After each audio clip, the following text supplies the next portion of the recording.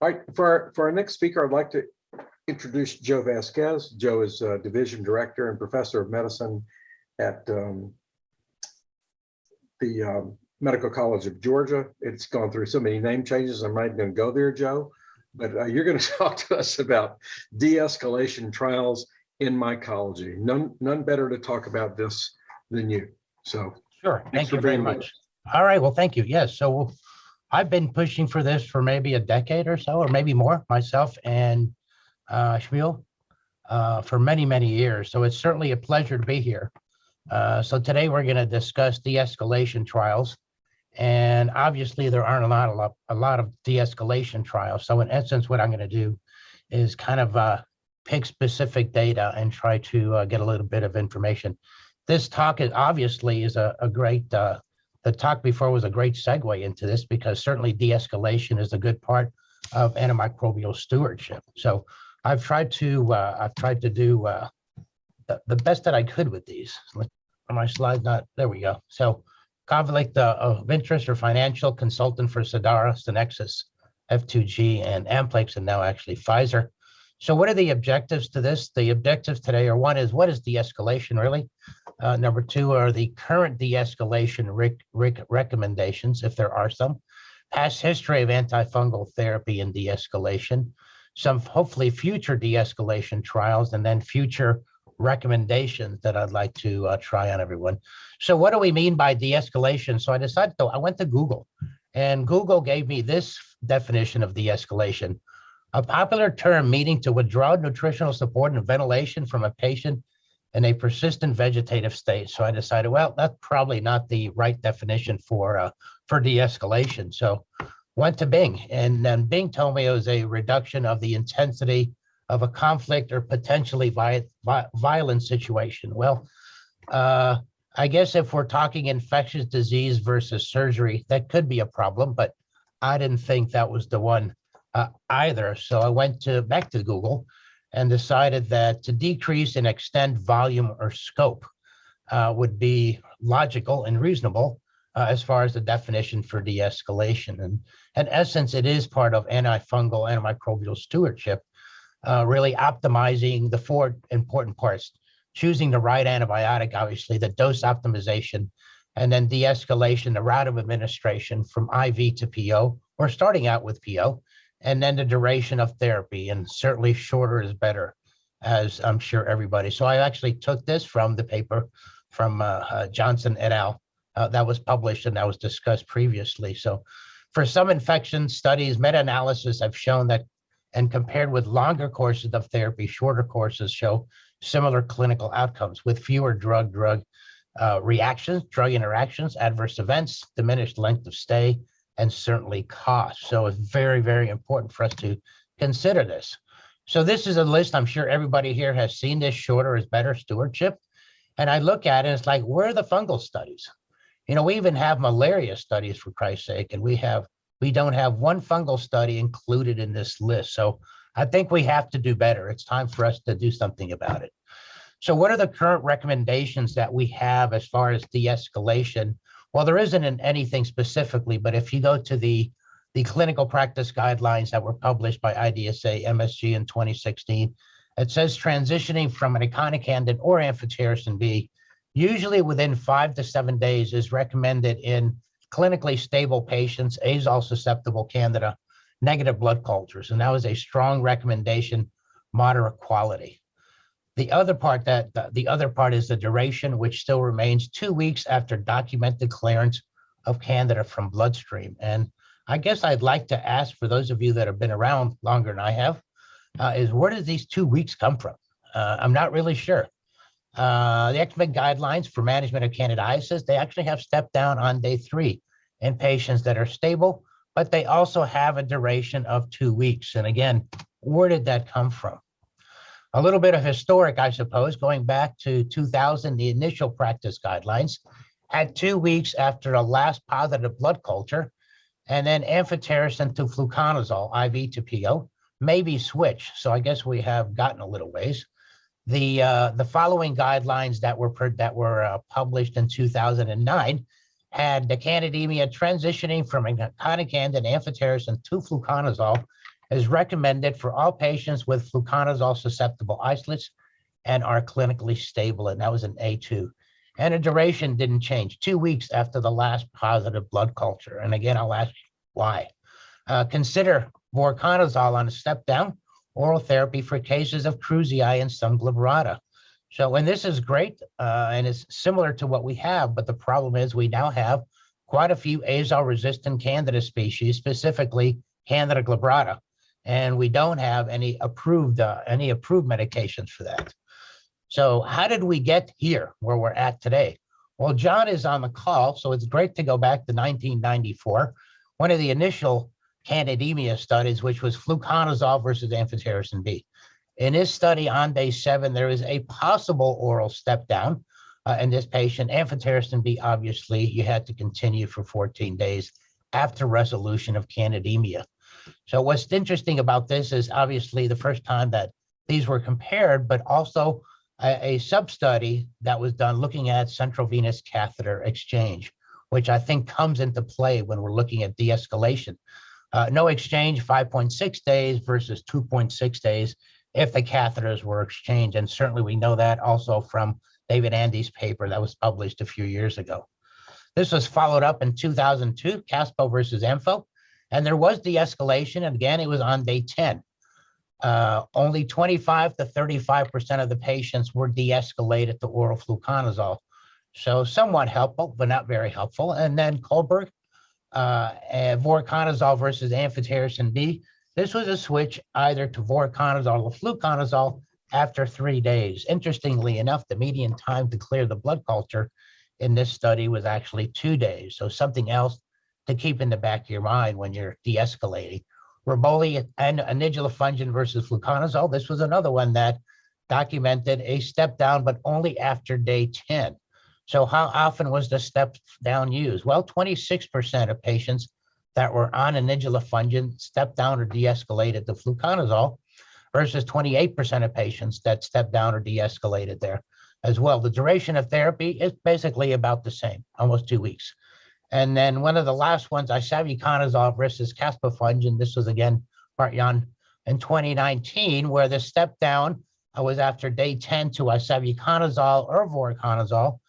This was a little bit higher. The step down occurred in 35% of patients versus 40% of patients. So we have some data that step downs do occur, but they don't occur very often. This is probably one of the highest ones that we have.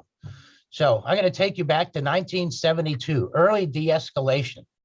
So for those of you that have been around for a while, Jerry Medoff, Dismukes, Mead. This is a 5-patient study with systemic candidiasis, and they decided instead of the long course of amphotericin B, they decided to do low dose.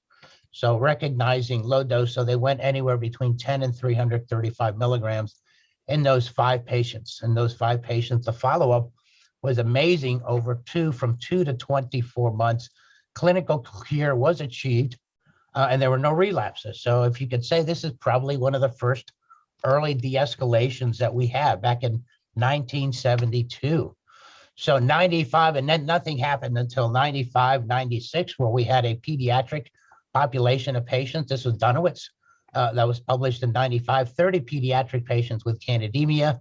And this one actually, after the blood culture cleared, they required, depending on the patient, 7 to 14 days. And when also looked at a high dose versus low dose of amphotericin B. Again, conventional amphotericin B, overall cure rate was 60% in both groups. So starting to see a little bit of data actually on what's called low dose amphotericin nowadays. So this was actually an interesting study. This was 99. It was a pilot study. It was a single center study. So Carl Fichtenbaum in his group, not a big study, but for a single center, 76 subjects, 38 were UC, which is an uncomplicated candidemia. And those patients, the definition was less than 1 day of a positive blood culture. They received 200 milligrams of ampho over 5 to 7 days max. 38 subjects had PC or positive cultures for more than 1 day, and they received 500 milligrams 14 to 20 days. The clinical cure rate's 93% compared to 83%. As you can see there, the overall outcome on day 180, 72% compared to 54. Now, it's not fair because the patient that had positive cultures were sicker, they had sustained candidemia, but it's just to show that in an uncomplicated patient, actually they do pretty well when they receive a 5 to 7 day course and a short course of amphitarison B going back. 2014, another very small retrospective study. In this study, 37 patients, 70 actually, were stepped down to fluconazole, 1 relapse, 30-day mortality, about 37%. The study that I published actually with Pete and a lot of the MSG, this is a prospective study, multi-center, and it was 250 patients. This was inidulafungin for 5 days, followed by a step down if they met criteria. So this is the first time that we actually use some kind of criteria to initiate the step down or de-escalation, meaning they either had to take oral therapy, afebrile for 24 hours, vital signs were stable or hemodynamic stability, and a negative blood culture. In this study that was specifically to evaluate step down, how many patients were stepped down? 60%. So better than before, but certainly not a great number. The global response rate was a similar 84% in both, and median time to negative blood culture was about 2 days. Duration of therapy, however, did not change at all. So this is one of the areas that I think has to be evaluated. Bailey and Van der Geest, again, looked at, this is a large prospective study, 647 patients. They looked at early de-escalation by day 5, but unfortunately, out of the 647, only 22% were able to be de-escalated, no change. And this retrospective candidemia invasive candidiasis study, 56 patients initiated therapy with echinocandin, and 32, so at least more than 50% were stepped down. Response rate were pretty much similar, and no differences in day 28 and 90-day mortality rate. So looking at a combination there. So almost 50-50, really.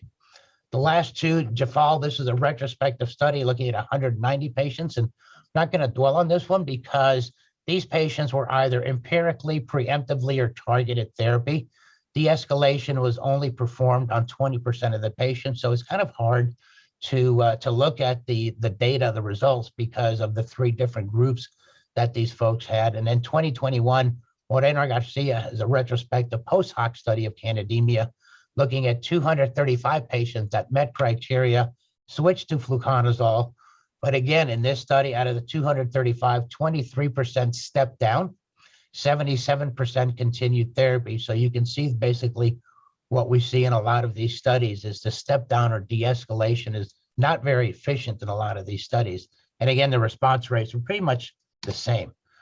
So where do we go from here? Well, I think where we go from here is perhaps what we've done with Staph aureus bacteremia, maybe dividing it into uncomplicated versus complicated and using certain criteria to initiate a rapid IV to PO and a short course of therapy or duration. Obviously, we have to make sure that there's no metastatic foci of infection, rapid catheter removal, rapid IV to oral therapy. They have to be, or they should be normotensive, a functional GI tract. If not, obviously, we can switch to PO. Candidemia, uncomplicated, we'll use the definition from before. And then duration of therapy, 7 days. Is this enough? Well, the single dose echinocandin rezafungin could be useful. This is a one and done phenomenon, similar to what we do with dalbavancin or ritonavir for staph bacteremia.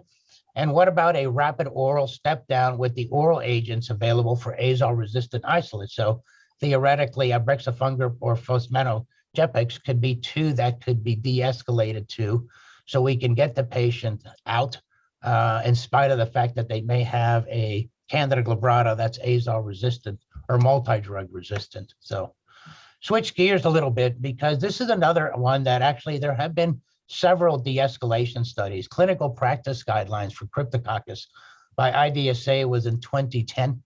And the combination here of ampho or liposomal amphitarison B plus 5-FC for 2 weeks, followed by de-escalation to fluconazole at 400 milligrams per day for 8 weeks, although 2 weeks a lot of times does not cut it in somebody with severe cryptococcal disease.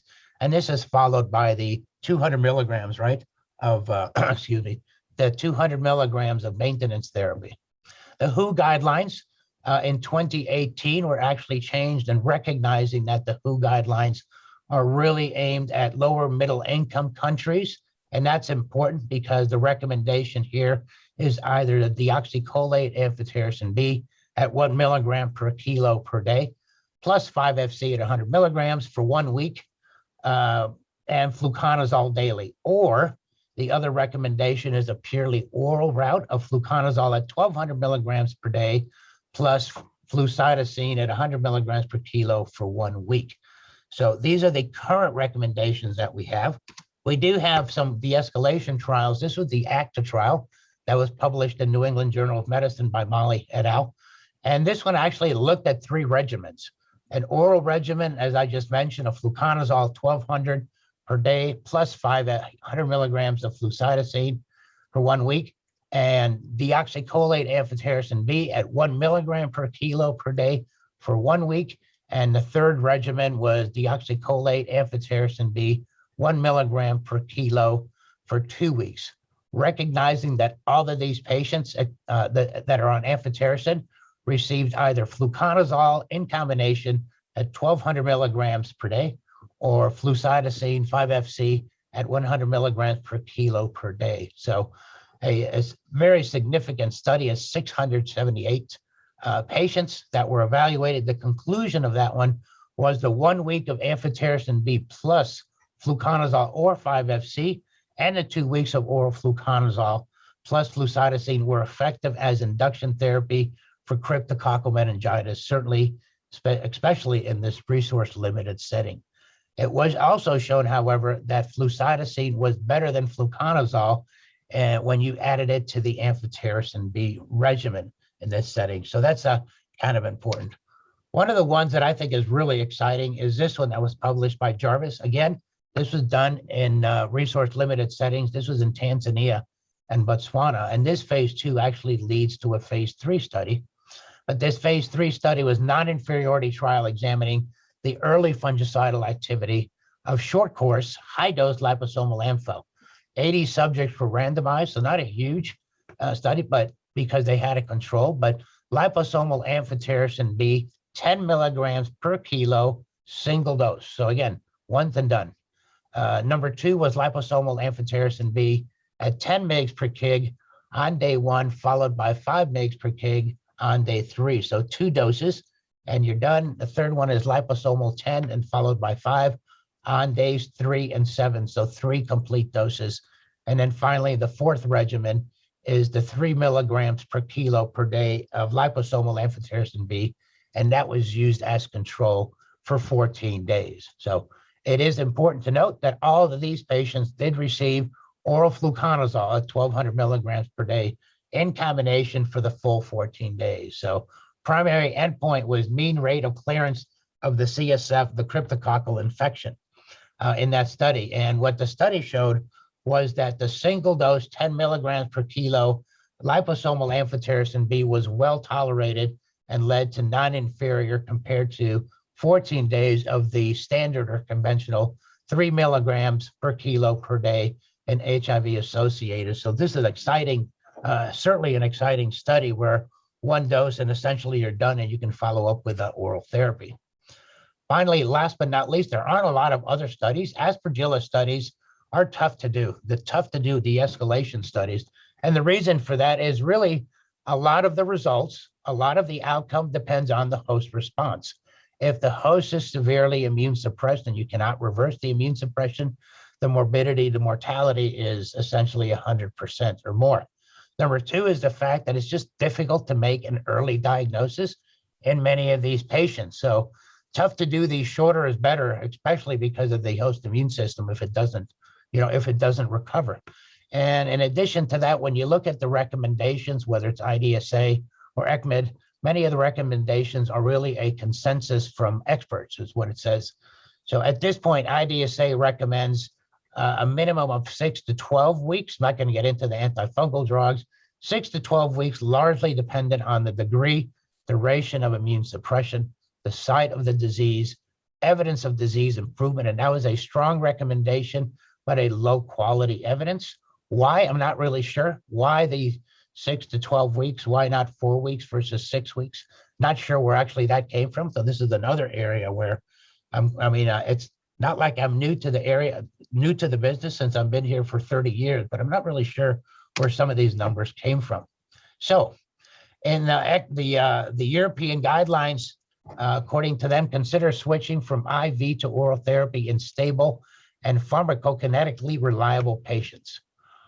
I'm not even sure what a pharmacokinetically reliable patient is, as a matter of fact, but it's an interesting concept.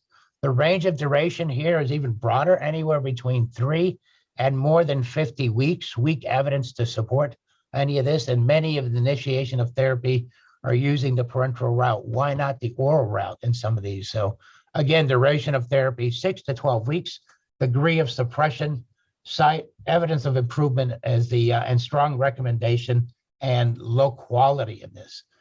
Other fungal diseases, well, there's certainly not enough to do a step down in mucor, except the recommendation is to step down from IV to PO whenever feasible. Endemic fungi certainly have not been done, but I do want to point out the duration has been there for quite a while. Blasto, 6 to 12 months.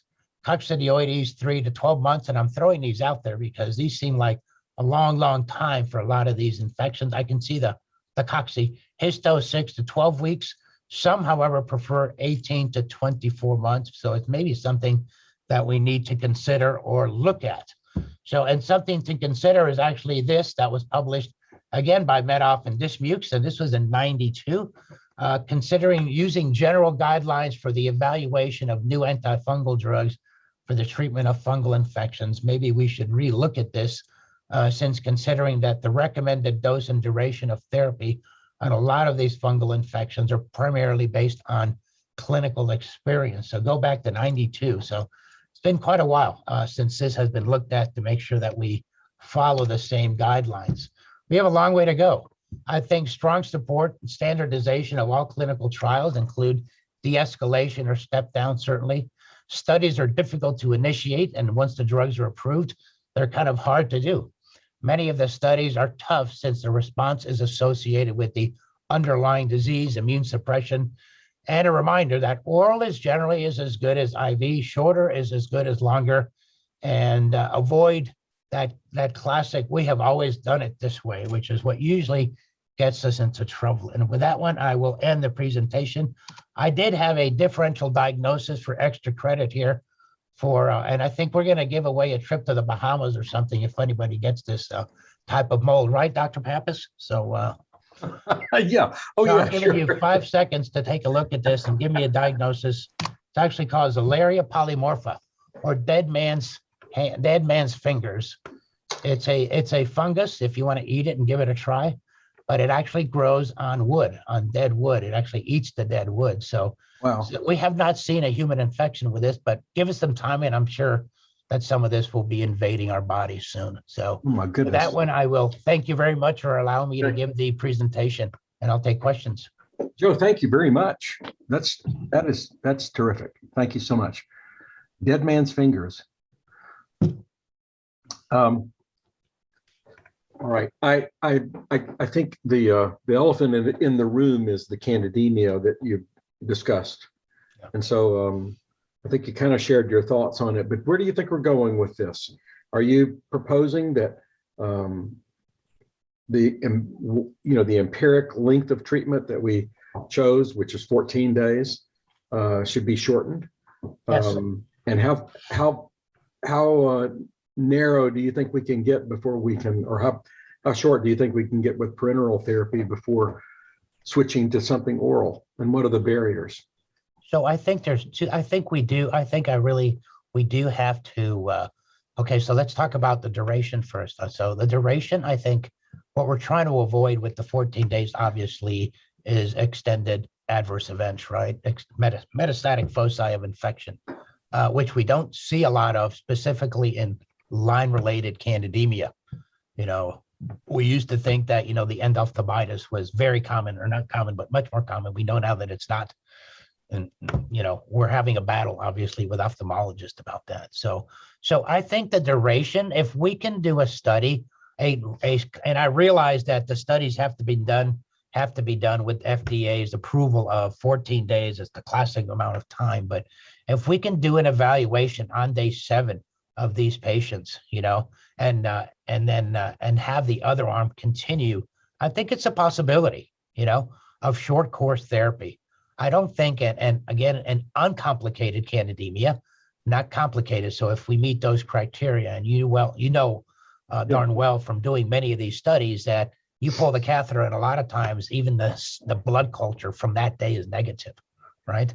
So what are we doing with these patients? Number 2 is, if the patient's GI tract is functional and they're hemodynamically stable, why not switch to oral? 1 dose of a Candid and then switch to oral if they're hemodynamically stable. So I know a lot of people are switching early, maybe not 1 day, but certainly within 2 or 3 days, a lot of people are now switching to oral. With the new compounds that are available, even if it's Candida glabrata, we're able to switch to oral, right? So they'll be very, very helpful as far as step down. As a matter of fact, they're going to discuss that. Synexus will discuss that later on with the Fury study, right? Which is very, very helpful. So I think we can do it. I think it's time to do it. And I think it's time to shorten the courses and do a rapid switch from IV to PO, which is, what I've been discussing for many, many years, over a decade, I think. So. Okay. Thank you. There's one other kind of related question that came to you.